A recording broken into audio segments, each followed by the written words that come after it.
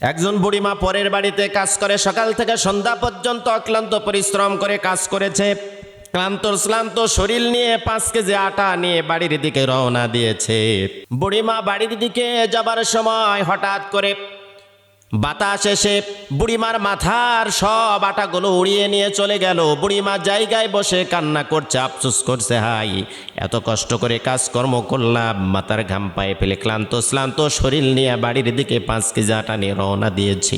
বাড়িতে যাব, রুটি তৈরি করব, তৃপ্তি সহকারে খাবো, এরকম মানসিকতা নিয়ে বুড়িমা যখন বাড়ির দিকে যায়, আটা উড়ে যাবার পরে ক্লান্ত শরীর নিয়ে বুড়িমা বসে আছে।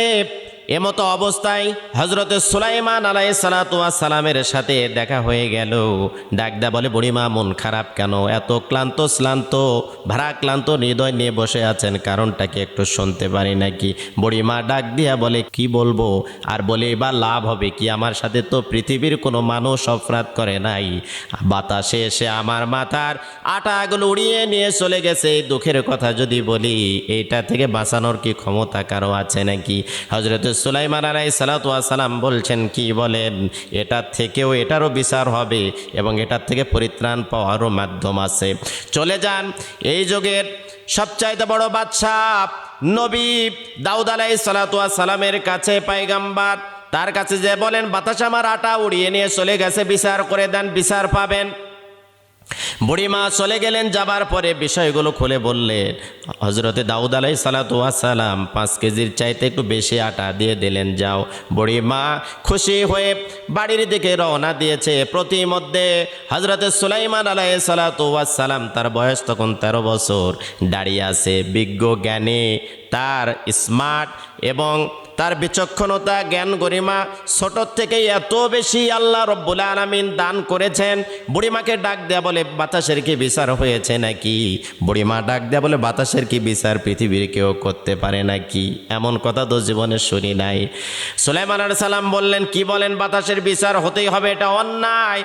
আপনার পরিশ্রমের আটা উড়িয়ে নিয়ে চলে গেছে, কেন বিচার হবে না? বিচার অবশ্যই হবে, আপনি চলে যান। যে বলেন, আটা চাই না, বাতাসের বিচার চাই। চলে গেলেন। যাবার পরে আরও একটু আটা বেশি বাড়িয়ে দিলেন। আবার বাড়ির দিকে হাসতে হাসতে বুড়িমা রওনা করেছে। সুলাইমান আলাইহিস সালাতু ওয়াস সালাম আবার ফিরিয়ে দিলেন, যান, আটা দিয়ে কি করবেন? বাতাসের তো বিচার হলো না, এটা তো আপনার সাথে অন্যায় হয়েছে। তৃতীয়বার আবার যখন চলে গেছে, হযরতে দাউদ আলাইহিস সালাতু ওয়াস সালাম চিন্তায় পড়ে গেলেন, কি ব্যাপার? বারবার বুড়িকে কে রাস্তার মধ্যে থেকে ব্যাক করে ফিরিয়ে দেয়? বুড়িমাকে জিজ্ঞাসা করার সাথে সাথে বলতেছে, নাম তার সুলাইমান আলাইহিস সালাতু ওয়াস সালাম, রাস্তার মধ্য থেকে আমাকে বারবার ফিরিয়ে দেয় যে বাতাসের বিচার হবে, বাতাসের বিচার হবে। এটা কি সম্ভব নাকি? দাউদ আলাইহিস সালাতু ওয়াস সালাম তাকে খবর পাঠালেন যে ডেকে দাও। হযরতে সুলাইমান আলাইহিস সালাম চলে গেলেন বাবার দরবারে। যাবার পরে বলল, বাতাসের বিচার কেমনে হয়? এটা কি সম্ভব নাকি?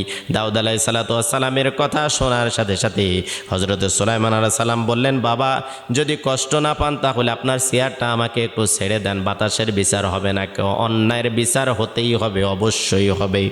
প্রিয় ভাইরা, কান খুলে শোনেন, সেই সময় যদি বাতাসের বিচার করার জন্য পয়গম্বর, তারা রাষ্ট্রপ্রধান, তারা রাষ্ট্রনায়ক, প্রেসিডেন্ট, তারা যদি বাতাসের বিচার করার জন্য এতটা চেষ্টা করেন, বাতাসের বিচার করার জন্য তারা যদি এত মরিহা পড়েন, বর্তমানে রড, সিমেন্ট, ব্রিজের টাকা, কালভাতের টাকা, রাস্তার টাকা, এমনকি সব কিছু সিন্ডিকেট হচ্ছে, বেগম পাড়া বিদেশে তৈরি হচ্ছে, আমার দেশের টাকা পয়সাগুলো নিয়ে গিয়ে বিদেশেতে আরামায়েশ বিলাসবহুল বাড়ি গাড়ি করা হচ্ছে।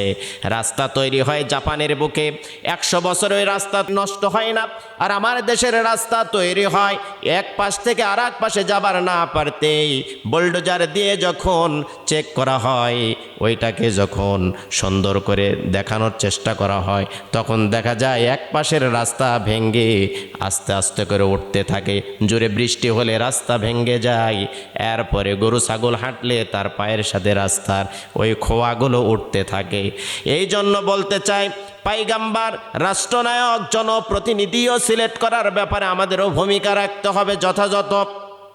সুলাইমান আলাইহিসসালাতু ওয়াসসালাম সিংহাসনে বসার পরে বাতাসকে হাজির করলেন, বললেন এ অন্যায়টা কেন করা হলো? বাতাস আল্লাহর পক্ষ থেকে জবান খুলে বলে দেয়, এই জন্যই ওই যে সাগরের ভিতরে বিশাল বড় জাহাজ ভর্তি অনেক খাদ্য গুদাম নিয়ে আটা, সেখানে অনেক খাবার দাবার আছে, সেই খাবার দাবার সহ বিশাল জাহাজ ভর্তি, এটাকে বিশাল জাহাজ ভর্তি যেই খাদ্য আছে, আটা আছে, আরও অনেক খাবার দাবার আছে, কিন্তু হঠাৎ করে জাহাজের তলা ফোটা হয়ে গেছে। আল্লাহ পাকের হুকুমে বুড়ির আটাগুলো নিয়ে যাওয়ার পরে বুড়িমার আটাগুলো দিয়ে ওই ছিদ্র পূরণ করা হয়েছে।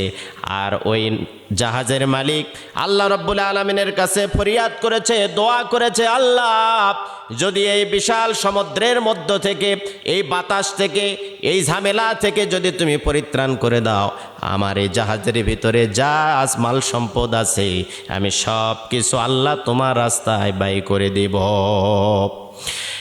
এই জন্য আল্লাহ সুবহানাহু ওয়া তাআলা বুড়িমার আটাগুলো নিয়ে গিয়ে জাহাজের তলার ফুটা বন্ধ করে দিয়ে তাকে চওড়া পর্যন্ত, ওই সাগরের পাড় পর্যন্ত পৌঁছে দিয়েছেন। আল্লাহ রাব্বুল আলামিনের কাছে ওয়াদা করেছেন। সুলাইমান আলাইহিসসালাতু ওয়াসসালাম বুড়িমাকে নিয়ে হাজির হয়ে গেলেন। শুধু 1 বস্তা 2 বস্তা আটা না, বুড়িমাকে যেই পরিমাণে আটা দেওয়া হয়েছিল তার চাইতে অনেক অনেক বেশি আটা দিয়ে তাকে পুরস্কৃত করা হয়েছে। এই জন্য সেই সময়ে যদি বাতাসের বিচারটা এমন হয়ে যায়, তাহলে আমাদের বিচার কেমন হওয়া দরকার? সমাজে অন্যায়, জুলুম, নির্যাতন, নিপীড়ন, চুরি, ডাকাতি, সিন্ডিকেট, চাঁদাবাজির কোনো কিছুর অভাব নাই। নারী ধর্ষণ থেকে শুরু করে রাতের বেলা, দিনের বেলা মানুষ নিরাপদে রাস্তায় পথ চলতে পারে না। যদি সুলাইমানের মতো, দাউদ আলাইহিস সালামের মতো, হযরত ওমরের মতো যদি আমরা একজন সমাজের প্রতিনিধি তৈরি করতে পারতাম, দেশের প্রতিনিধি তৈরি করতে পারতাম, বাতাসের বিচার যেমন করে হয় তেমনি আমার দেশের মানুষ, অপরাধী মানুষদেরকেও যদি এই বিচারের আওতায় আনা হতো, তাহলে দেশটা সোনালী সমাজে রূপান্তরিত হয়ে যেত। অন্যায়কে কোনো ছাড়, অন্যায়কে কখনো আপোষ করা যাবে না। যেখানে যেভাবেই আমাদের উপরে নির্যাতন, নিপীড়ন আসুক না কেন, আমরা সেটাকে শক্ত হাতে প্রতিহত করার মানসিকতা আমাদের সবার তৈরি করতে হবে।